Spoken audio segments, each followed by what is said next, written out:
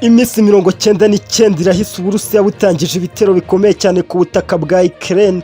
Urugamba rukomeje kwibasira mu bice bigiye bitandukanye by'iki gihugu, aho ingabo z'Uburusiya zikomeje kwibasira ingabo za Ukraine. Perezida wa Leta Zunze Ubumwe za Amerika Joe Biden aherutse gutangaza ko agiye gufasha Ukraine, akayiha ibisasu bikomeye cyane byo gufasha Ukraine kwitabara mu ntera ndende kugira ngo ibashe guhashya ingabo z'Uburusiya.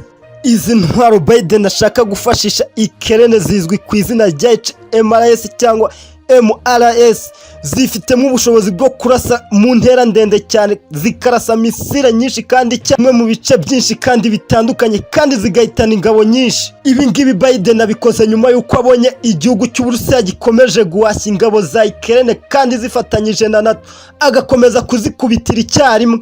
Nkuko byatangajwe, ibihugu byombi yaba Ukraine cyangwa Uburusiya busanzwe bukoresha ubwoko bw'izi ntwaro, ariko ngo ntabwo zifite ubukana nk'ubwo Amerika igiye kohereza Ukraine. Nkuko Perezida Biden yakomeje abitangaza, yavuze ko izi ntwaro zirasa mu birometero birebire cyane, nkaho izi ntwaro zishobora kurasa mu birometero bisaga 80. Biden akimara kumva ingibi byatangajwe na Perezida wa Repubulika Zunze Ubumwe za Amerika, nawe avuga ko agomba gutangiza ibitero bikomeye cyane ku butaka bwa Amerika mu rwego rwo kwihanangiriza iki gihugu gikomeje kwitambika mu bikorwa bye bya gisirikare, ko agomba kwita atangiza intambara byeruye ku gihugu cya Amerika. Biden yakomeje kurata ibindi bitwaro bikomeye cyane, harimo nk'iyitwa Technical Missile System ishobora kurasa mu birometero 300, hamwe na M142 HIMARS. Akomeza atangaza ko ari intwaro zigezeho abasha kohereza Ukraine kugira ngo abashe guhashya intambara y'Abarusiya. Biden yakomeje atangaza ko barimo bahereza ingabo za Ukraine amahugurwa y'uko bakoresha izi ntwaro neza cyane, kugira ngo barebe ko bakomeza guhangana n'igisirikare gikomeye cyane cya nyakubahwa Perezida Vladimir Putin nawe yatangaje yuko ibi ngibi bitamuca intege nubwo bazana intwaro zimeze gute, ko nawe intwaro zikomeye cyane azifite kandi bidashobora kumuca intege nubwo byakagenda gute. Urugamba yatangiye agomba kuzarusoza nubwo Ukraine yahereje intwaro zikomeye cyane. Perezida wabo Zelensky yatangaje ko nibura buri munsi igisirikare cye gitakaza abasirikare 100 saga 500 bagakomerekera mu mirwano ikomeje kubahuza n'igihugu cy'Uburusiya.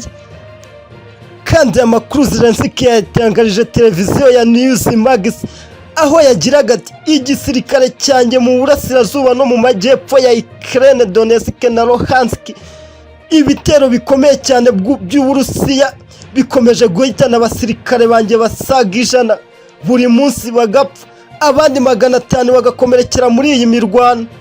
Nkuko tubikesha ikinyamakuru ya Nivota cyaku, Minisitiri wungirije w'ububanyi n'amahanga w'Uburusiya Sergio Ryabkov yanenze igitekerezo cy'i Leta Zunze Ubumwe za Amerika cyafashe cyo gukomeza guhereza intwaro zikomeye igihugu cya Ukraine cyo kuyifasha mu ntambara, aho yatangarije kiriya kinyamakuru yuko Amerika ikomeje kwiyenza no kwitambika ibikorwa bikomeye cyane by'igihugu cy'Uburusiya, ari ukwiyenza no gushotorana gukomeye cyane no kwendereza igihugu cy'Uburusiya kugira ngo cyinjire mu ntambara byeruye Leta Zunze Ubumwe za Amerika. Kandi akomeza yuko avuga igihugu cye cy'Uburusiya kidatinya intambara na rimwe, kandi uzakomeza kugishotora ko bazahangana kugeza ku munsi wa nyuma.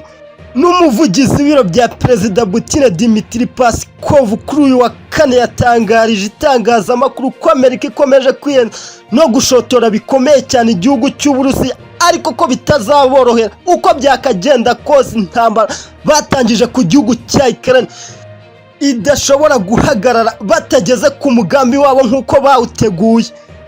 Kandi iby'aba bagabo batangaje byakomeje gutera Amerika na Ukraine. Zelensky kaboneraho gutangariza itangazamakuru avuga yuko nubwo Amerika ikomeje kumuha ibitwaro bikomeye cyane, adashobora kurasa na rimwe ku butaka bw'Uburusiya. Yakomeje atangaza ko ku butaka bwa Ukraine mu gace ka Donetsk hafatiwe Zelensky yakomeje atangaza ko ku butaka bwa Ukraine mu gace ka Donetsk abacanshuro bahafatiwe batazicwa, ahubwo zabashyikiriza ubucamanza bakabacira urubakwiye.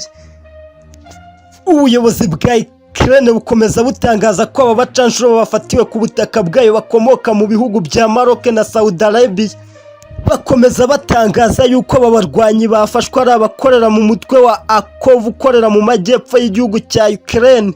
nk'uko byakomeje bitangazwa na nyakubahwa Vladimir Putin, nubwo igihugu cye kiri mu ntambara ngo abakozi be ntabwo bashobora kuzicwa n'inzara na rimwe, ahera ko ahita bongerera n'umushahara mu buryo bwo kubashimira no kubashyigikira mu gikorwa gikomeye cyane cy'intambara bari kurwana mu gihugu cya Ukraine.